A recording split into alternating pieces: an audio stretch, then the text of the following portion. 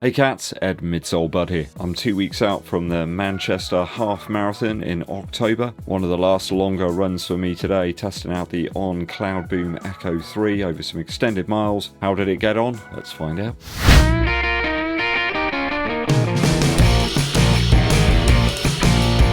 Thanks for tuning in, people, always appreciated. Hit that subscribe button and give this video a thumbs up like too, it really does help out. Long run test of the ON CLOUDBOOM ECHO 3, some of my in-depth feelings and thoughts on the shoe. So the old Garmin was after a 1 hour 38 run today. I decided to switch it up a little bit, rather than just sort of base effort, which is what my watch kept barking at me to do. I hit it with 3 mins on half marathon pace, which for me is about 6 minutes 51 per mile.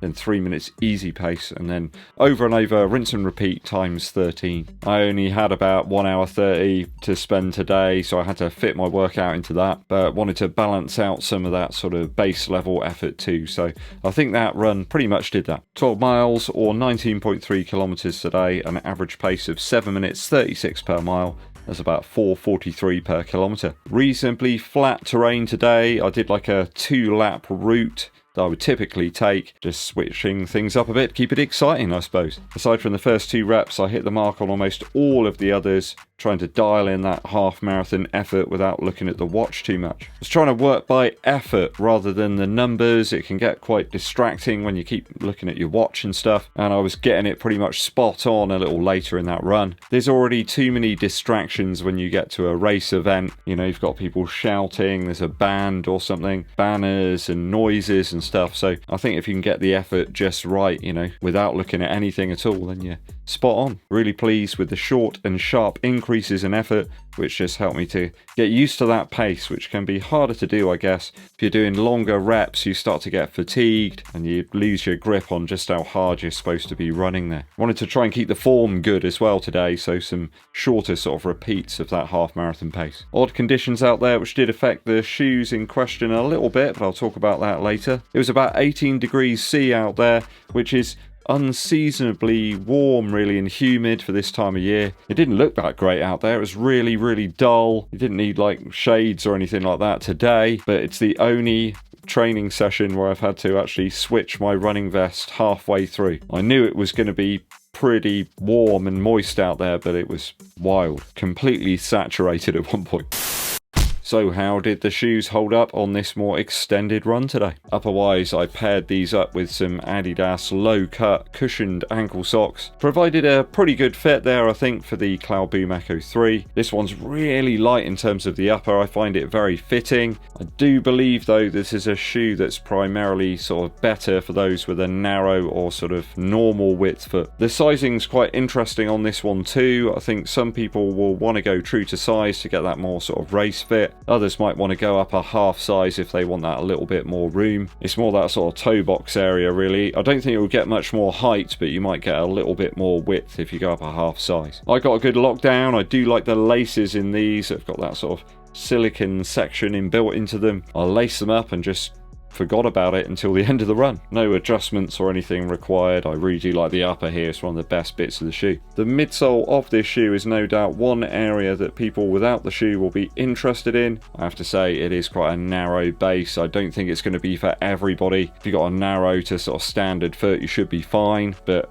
a lot of people might find that the heel area here is just simply a little bit too narrow for them. And I think that will affect whether you think this is a good marathon option or not. If you've got a really nice, neutral, strong foot stride, I think you'd probably be fine. For me, personally, this run today has clarified to me that this shoe is probably good up to the half marathon for me. I might just want a little bit more heel surface area if I was going to run the 26.2 miles again at some point. I am seriously considering that later in the year. I just think for me it kind of feels like a half marathon type pace and effort shoe. Now, don't get me wrong, I found it really easy to turn up the pace in this shoe. After a couple of reps I'd sort of warmed up and kind of got into it. I think the lovely nature of the midsole here does mean that you can really pick up the cadence very quickly if you want to, and that is illustrated dictated by the cadence graphs on screen right now. Interesting too, the heart rate averages there across the run. I certainly wasn't hitting it, you know, full power by any stretch, but I was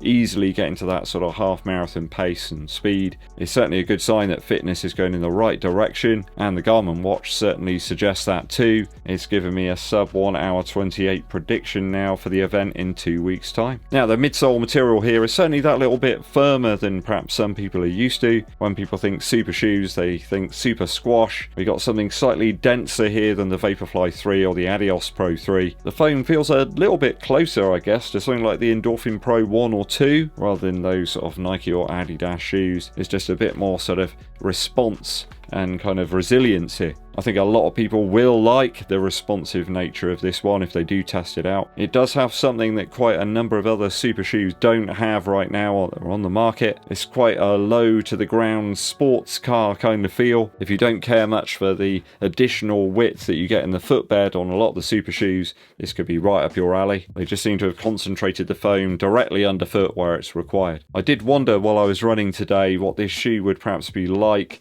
if you had a carbon infused nylon plate where it was just a little bit less rigid than this one. There really is very little flex to this shoe whatsoever. Perhaps On are working on that very shoe right now. And I don't mean the Cloud Monster 2, by the way. The speedboard right underfoot in that shoe really didn't work for me at all. For this type of run though, the On shone really brightly. A really nice consistent performance here, as well as also limiting the fatigue on my legs, really. Says it all. One area I did find lacking was a little bit in the outsole, but only on very specific surfaces. Anything that was covered in sort of leafy debris there had me a little bit worried. There's been quite odd conditions out there. Overnight there was a bit of rain, so any areas that were sort of tree covered were still quite damp, and where you got loads of leaves on the ground, yeah, there's not an awful lot of traction when you try and run over those. A little bit slippery on toe off, so while I was going through any of those sort of parts, I felt like I was putting the handbrake on somewhat. Just a little bit hesitant, I guess, on a couple of those reps. But on dry roads and pavement, really, you can't go wrong. Now, that might not be much of an issue to you if you're running like a